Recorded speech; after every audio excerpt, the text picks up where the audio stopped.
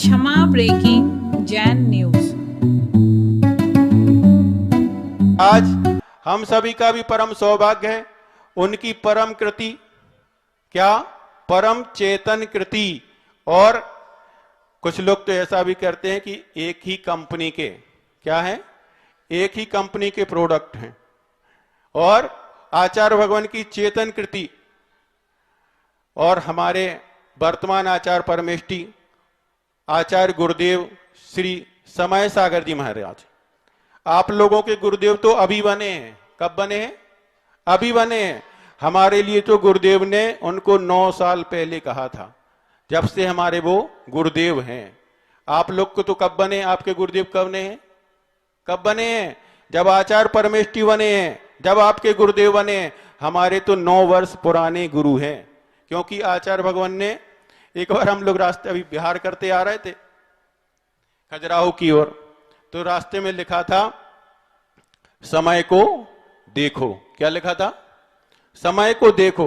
और वास्तव में बचपन से आचार्य भगवान की चरण सन्निधि में रहा, मतलब दर्शन करने गया, मगर मैंने कभी अच्छे अंतरंग से, क्योंकि महाराज जी का स्वभाव ऐसा था, क्योंकि आचार्य जी के एक हाई को है ना कि गूंगा क्या गुड़ का स्वाद नहीं लेता, वक्ता क्यों बनूं? क्या? गूंगा क्या स्वाद गुड़ का स्वाद नहीं लेता, वक्ता क्या बनूं, वक्ता क्यों बनूं? तो ऐसे ही किनकी प्रवृत्ति थी? हमारे वर्तमान आचार्य परमेष्ठी की प्रवृत्ति थी। वो किसी से विशेष चर्चा तो नहीं करते थे और अपने आप में रहते थे, अपने स्वाध्याय आदि में लीन रहा करते थे, निरंतर अपनी साधना में लीन रहा करते थे। तो अब बच्चे कहाँ उनके चरणों में जाएंगे? जाएंगे तो दूर से ही लौट आएंगे। तो मैंने वास्तव में 2016 के पहले तक कभी एक आध बार उनके दर्शन अच्छे से किए होंगे, मगर मेरा पुण्य कर्म का उदय कहना चाहिए, परम सौभाग्य कहना चाहिए, और मेरे ऊपर गुरुदेव की महानतम अनुकंपा कहना चाहिए कि उनने ही मुझे किसको दिखाया है? समय को दिखाया है। मैंने कभी अपने जीवन में अपने चर्म चक्षुओं से अंतरंग से समय को नहीं देखा था, मतलब कि समय सागर जी को नहीं देखा था, मगर मुझे यदि दिखाया है, अंतरंग में बिठाया है, तो किन्ने बिठाया है? तो आचार्य परमेष्ठी गुरुदेव श्री विद्यासागर जी महाराज जी ने ही मुझे समय को दिखाया है। और दिखाया ही नहीं, उनने सब कुछ कहा कि आपको आचार्य परमेष्ठी, उस समय तो बड़े महाराज थे, बड़े महाराज श्री समय सागर जी के पास जाना है, इतना ही कहा कि जाना है, यानी उनने मुझे समय को दिखाया है। और उसके बाद उनने कहा कि उन्हीं के पास रहना है। क्या कहा? उन्हीं के पास रहना है। तो उनने कहा समय को देखो। अब उसके बाद क्या कह दिया? अब जानो। क्या कह दिया? अब उनके पास रहना भी है, तो समय को जानो।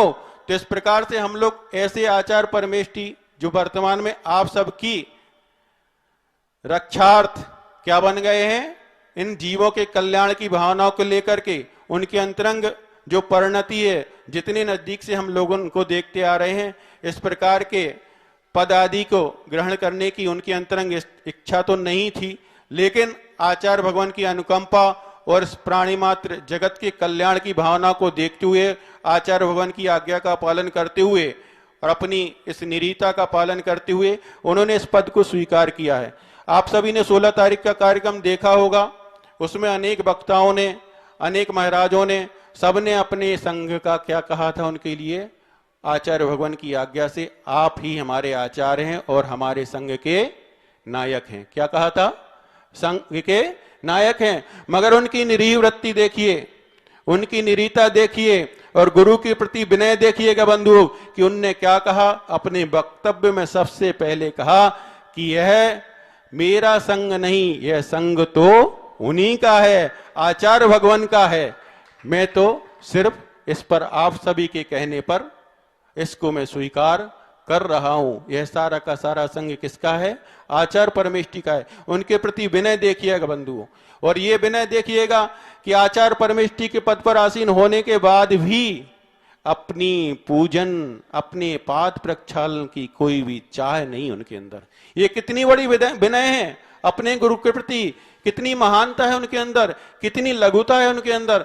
जब हम लोग का पहला दीक्षा दिवस पड़ा बंधुओं, तो हम लोगों ने उनसे कहा कि महाराज आप ही हम लोगों के गुरु हैं, आप ही के माध्यम से हमको शिक्षा आदि का भान हुआ, हमने इस मोक्ष मार्ग को जाना है, सब कुछ किया है, तो हम आपके चरण वंदना करना चाहते हैं और हम आपकी परिक्रमा लगाना चाहते हैं। क्या कहा? परिक्रमा लगाना चाहते हैं। तो उन्होंने कहा देखो, गुरु का बहुमान बना के रखना चाहिए। क्या कहा? गुरु का बहुमान रखना चाहिए। जिन्होंने आपको दीक्षा दी है, जो आपके गुरु हैं, उनकी ही परिक्रमा लगाना। मैं तो उनकी आज्ञा से आप सभी के साथ में हूं। मैं आप सभी को उनके कहे अनुसार मार्गदर्शन दे रहा हूं।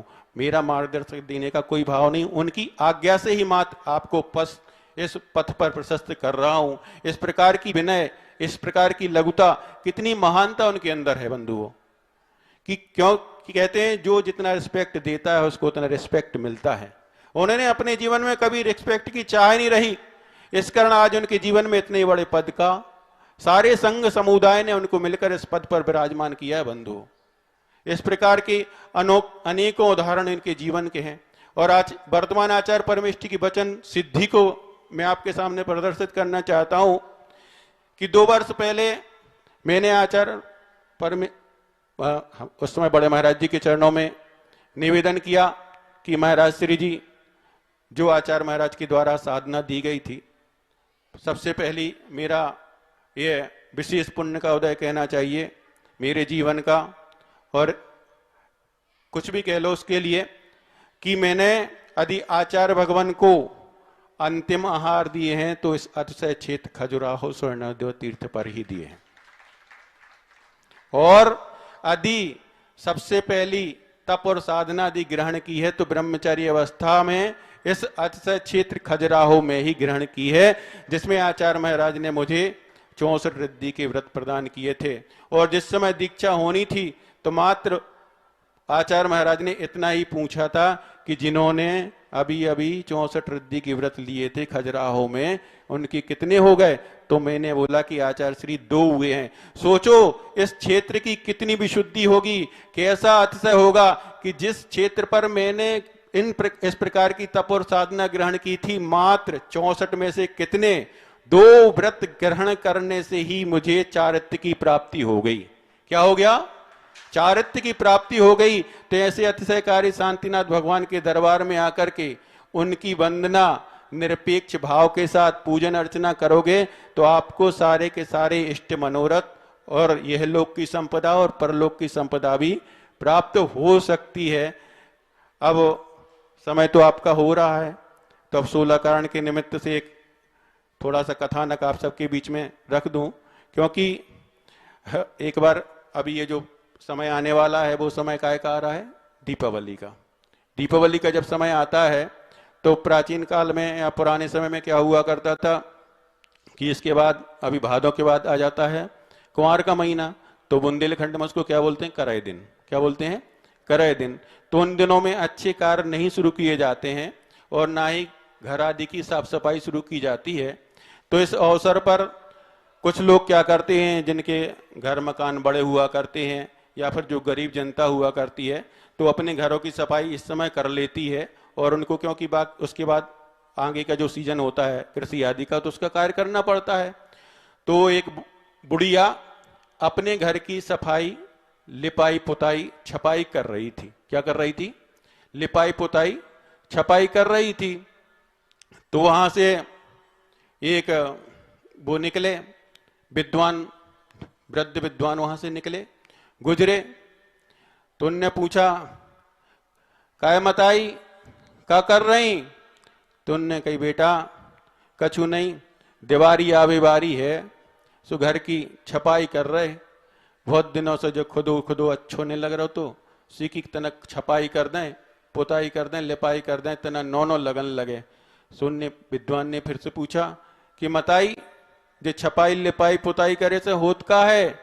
सुनने कही, बेटा घर तना नौनो लगन लगे है और कहत का है कि लक्ष्मी जी ओई के ते आउत हैं, लक्ष्मी जी ओई के घर ते आते हैं जोन के ते साफ सफाई हो। तो इसे हम जे घर की लिपाई पुताई और छपाई कर रहे हैं कि हमारे घर अभी लक्ष्मी जी कितना चरण पड़ जाएं। तो विद्वान जी ने उनसे कहा कि देखो मताई, अब तुम्हारी उम्र हो गई है। कहा हो गई, अब तुम्हारी उम्र हो गई है तो इतने मेहनत के काम न करो, इससे अच्छो जो है कि तुम अब क्या चल रहे हैं, 16 कारण पर्व चल रहे हैं। क्या चल रहे हैं? 16 कारण पर्व चल रहे हैं।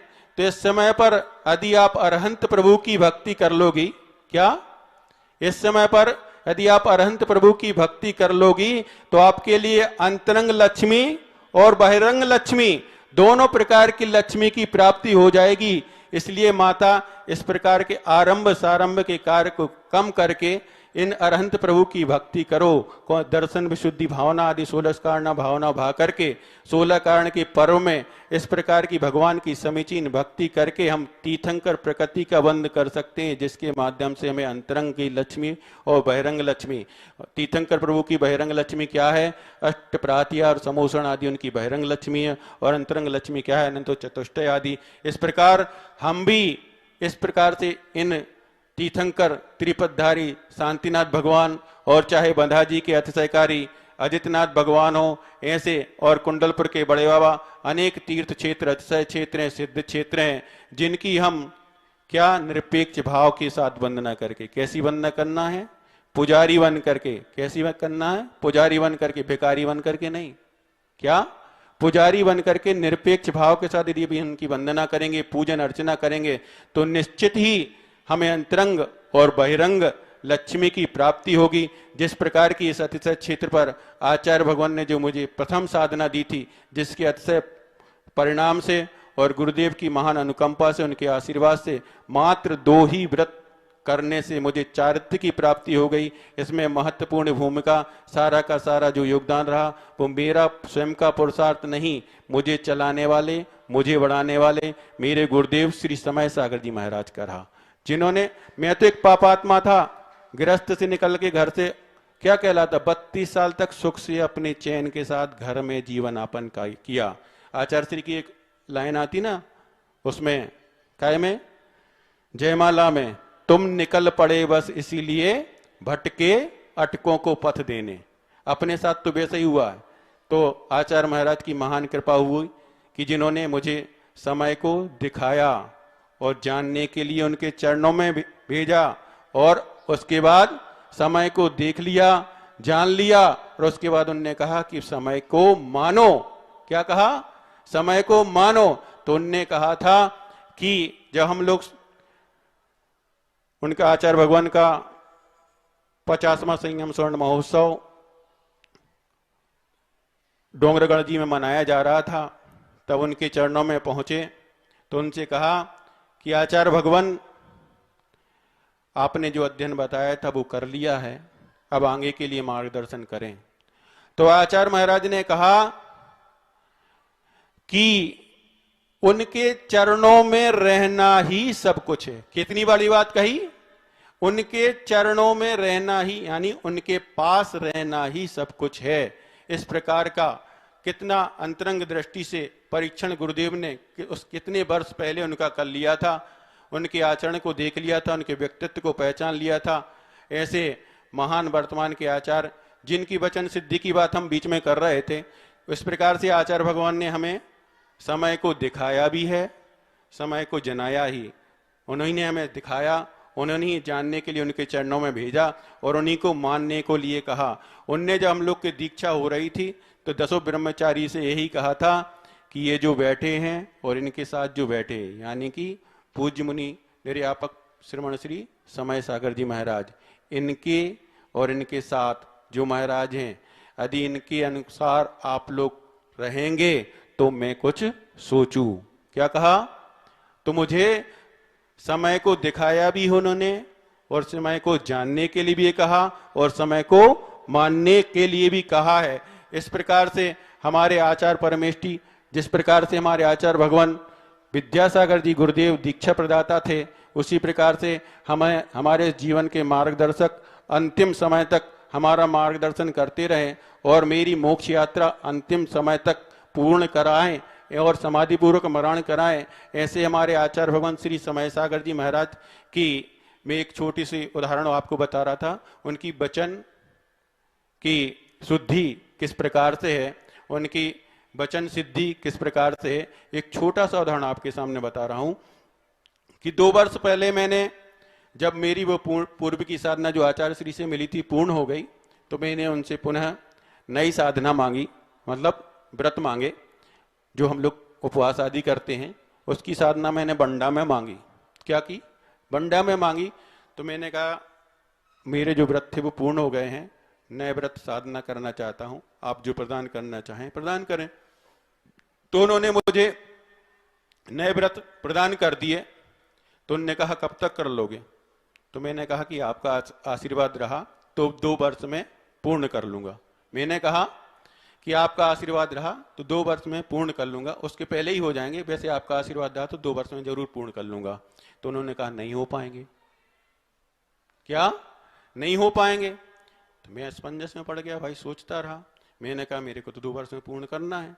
तो मेरा सारा का सारा प्रयास इसी प्रकार का चल रहा था, इस प्रकार की क्षमता थी, स्वास्थ्य ठीक था, अनुकूल था, सब कुछ था, सब कुछ अच्छे तरीके से चल रहा था। मैं लगातार अपनी साधना करता आ रहा था। और आज से लगभग कितने महीने पहले? 7 महीने पहले तक मेरे जो उपवास थे मुझको करने थे 64, और आज से 7 महीने तक पहले कितने हो गए थे? 47। कितने उपवास हो गए थे? 47 हो गए थे। मगर उनकी वचन सिद्धि कहिएगा, ऐसा काल आया कि ऐसा हम लोग के ऊपर बृहद असाता कर्म को दया है कि उस हमारा का सारा 7 महीने का समय किस में निकल गया? विहार करते हुए, और गुरुदेव के परोक्ष में निकल गया। इस कारण अपने स्वास्थ्य ठीक होने के बाद भी मैं वो साधना नहीं कर पाया। क्यों? कि उनकी वचन सिद्धि सी अचानक से उनके मुख से निकल गया कि आप 2 महीने में, 2 साल में नहीं कर पाओगे। इस प्रकार के अनेकों उदाहरण हैं जिनकी वचन सिद्धि इस प्रकार की है। उनके मुख से हमने अनेकों श्रावकों को देखा है, अनेकों श्रावकों को देखा और अनेकों श्रावकों के मुख से सुना है।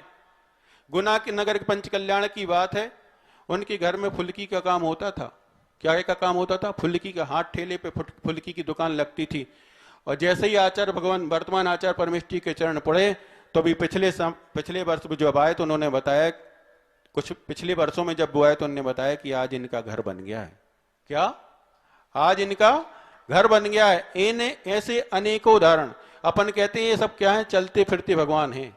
हम लोग का बिहार बागीदौरा से, राजस्थान से गुनानगर के पंचकल्याण की ओर चल रहा था। पूरा जंगल था, पूरा जंगली रास्ता था, कुछ नहीं था। उसके बीचों बीच सिर्फ एक घर था। क्या था? एक घर था। उस व्यक्ति को ना जाने किसने कैसे प्रेरित किया, क्या किया। आने जाने वालों व्यक्ति से भी पूछा तो किसी ने प्रेरित नहीं किया था, मगर उसकी अंतरंग की परिणति, अंतरंग की विशुद्धि अपने आप ऐसे हिलोरे ले रही थी कि उसकी नींद अचानक से प्रातःकाल ब्रह्म मुहूर्त में खुल गई और उसने अपने घर के आगे लीप लिया। क्या कर लिया? लीप लिया। वो जैसे अपने आगे वो बनाते हैं, मारना बनाते हैं, मतलब चौक वगैरह डालते हैं, चौक डाल लिया, जल का कलश भर लिया, फूल इत्यादि एकत्रित कर लिए और थोड़े से पुष्प एकत्रित कर लिए। और जैसे ही वर्तमान आचार्य परमेष्ठी का, और हम लोग ब्रह्मचारी अवस्था में थे, उनके घर के आगे से गुजरना होता है, वैसे ही वो दूर से दृष्टिपात करता और देखता है, कहते मेरे घर में भगवान आ गए, और उनके पादों का प्रक्षालन कर लेता है और अपने आप को अभिभूत मानता है, सौभाग्यशाली मानता है। तो यदि हम आप जैसे आचार्य महाराज ने हमसे कहा था कि समय को देखो, उस बस पे तो सिर्फ इतना ही लिखा था, समय पर समय को देखो। तो आप सभी भी अब इस समय को देखिएगा, महसूस कीजिएगा कि इसके अंतरंग परिणामों में और बहिरंग स्वरूप में आचार्य भगवान से एक क्षण भी, एक पल भी, किसी भी प्रकार से अंतरंग और बहिरंग स्वरूप में किसी प्रकार से भिन्नता नहीं है, वही का वही स्वरूप है। इसलिए हम सबका कर्तव्य बनता है, जिस प्रकार से हम सारे संघ समुदाय ने और सारी जैन समाज ने जिनके लिए अपना आचार परमेष्ठी स्वीकार किया है, तो हमारा अब कर्तव्य बनता है कि हम उनको देखें, उनको जाने और उनके वचनों का अनुसरण करें, यानी उनकी माने भी। क्या? हम अब समय को देखें भी, समय को जाने भी और समय को माने भी, उनके वचनों को मानते हुए, उनकी आज्ञा, उनके उपदेश को ही आज्ञा मानते हुए अपने जीवन को धन्य करेंगे, अपनी यात्रा को पूर्ण करेंगे। ऐसी हम सबकी मनोभावना है। इसी भावना के साथ अपने वक्तव्य को पूर्ण करता हूं।